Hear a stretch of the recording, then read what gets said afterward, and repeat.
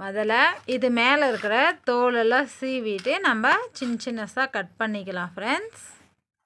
பாருங்கள், பாலெல்லாம் இப்படி தான் இருக்கும். அதில் மேலே தோல் சீவிட்டு பாலெல்லாம் ரிமூவ் பண்ணிட்டு கட் பண்ணி எடுத்துக்கலாம். அது மேலே இருக்கிற தோலெல்லாம் சீவிட்டு நல்லா கொஞ்சம் பெருசாக கட் பண்ணிக்கிறேங்க. கட் பண்ணதை தண்ணியில் சேர்த்திக்கிறேன், உப்பு போட்ட தண்ணியில் சேர்த்திக்கிறேன். நம்ம பலாக்காயை கட் பண்ணி எடுத்தாச்சு. இது நான் உப்பு தண்ணியில் போட்டிருக்கிறேன். இதை லைட்டாக வேக வச்சு எடுத்துடலாம். பிரியாணிக்கு தேவையான வெங்காயம் தக்காளி கட் பண்ணிக்கிறேன். நான் பாண்டலில்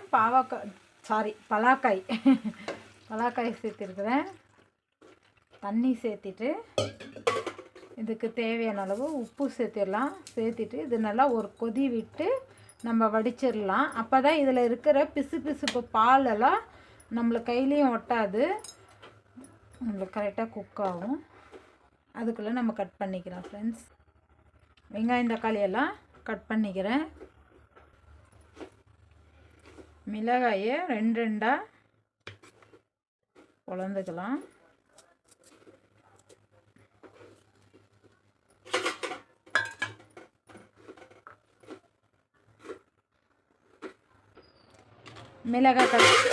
மிளகாய் கட் பண்ணியாச்சு.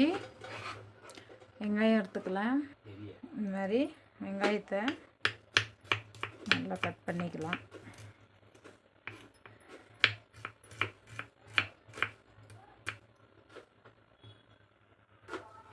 வெங்காயம் நறுக்கியாச்சு.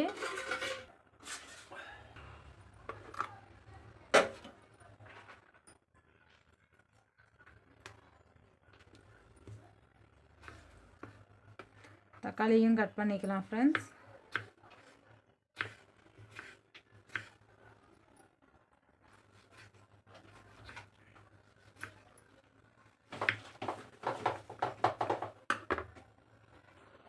தக்காளி நறுக்கியாச்சு.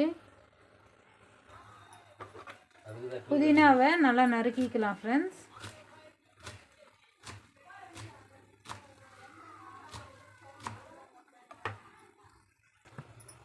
நல்லா ஒரு கொதி வந்துருச்சு. ஸ்டவ் அணைச்சிட்டு வடிகட்டி எடுத்துக்கலாம் ஃப்ரெண்ட்ஸ். புதினாவை நல்லா அழைச்சிட்டு எடுத்துக்கலாம் தண்ணி இல்லாமல்.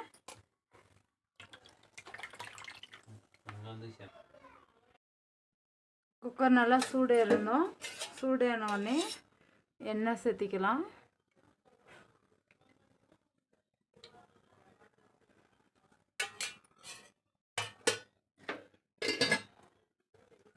எண்ணெய் சேர்த்துனதும் பட்டை, லவங்கம்,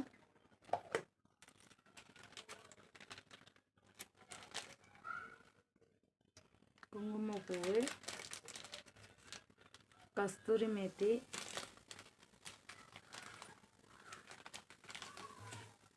கட் பண்ணி வச்சுருக்க பச்சை மிளகாய், கட் பண்ணி வச்சுருக்கிற வெங்காயம்,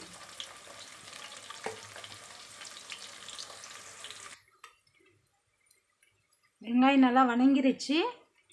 இஞ்சி பூண்டு பேஸ்ட்டு சேர்த்திக்கலாம். சேர்த்துட்டு நல்லா வணக்கலாம். இதிலேயே நம்ம கட் பண்ணி வச்சுருக்கிற புதினா தழை அதையும் இதிலே சேர்த்திடலாம்.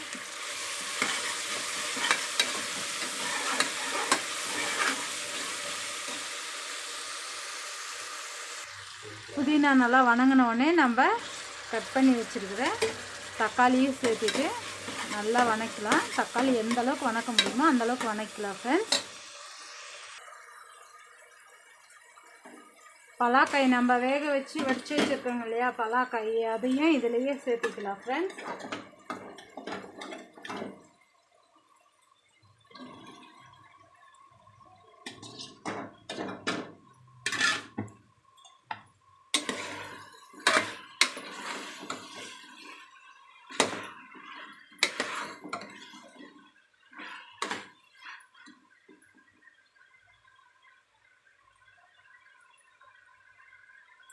உப்பு, கல்லுப்பு சேர்த்திக்கலாம்.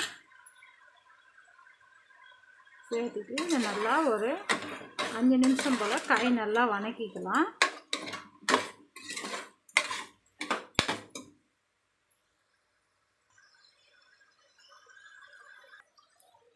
கொஞ்சமாக ஃபுட் கலர் சேர்த்தனேன். மட்டன் மசாலா கொஞ்சம் சேர்த்திக்கலாம்.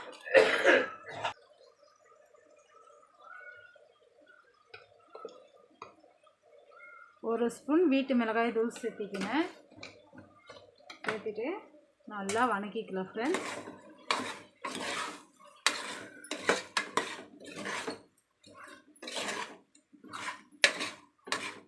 உங்களுக்கு ஃபுட் கலர் வேணும்னா ஸ்கிப் பண்ணிடுங்க. நான் இன்றைக்கி சேர்த்திருக்கிறேன்.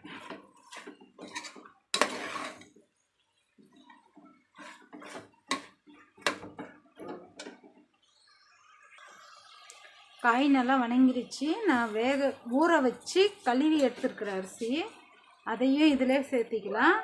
1 டம்ளர் தண்ணிக்கு 2 டம்ளர் தண்ணி சேர்த்திக்கலாம் ஃப்ரெண்ட்ஸ். 1 டம்ளர் அரிசிக்கு 2 டம்ளர் தண்ணி சேர்த்துறேன் ஃப்ரெண்ட்ஸ். தண்ணி சேர்த்தி வச்சு மூடி போடாததுக்கு முன்னே ஒரு முறை நம்ம உப்பு பார்த்துக்கலாம். எனக்கு சரியாக இருக்குது. குக்கர் மூடி போட்டு விசில் விட்டுக்கலாம். 3 விசில் வரட்டும். ஸ்டாப்.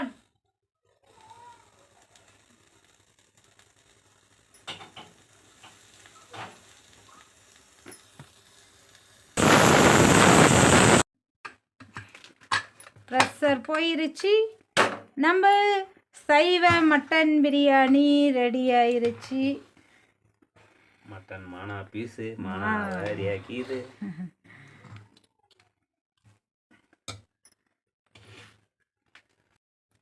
நம்மளுடைய சைவ மட்டன் பிரியாணி ரெடி ஆயிடுச்சு ஃப்ரெண்ட்ஸ். நீங்களும் ஒரு முறை சமைங்க, ருசிங்க. நல்லா சூடாக மட்டன் பிரியாணி, சைவ மட்டன் பிரியாணி ரெடி ஆயிருச்சு.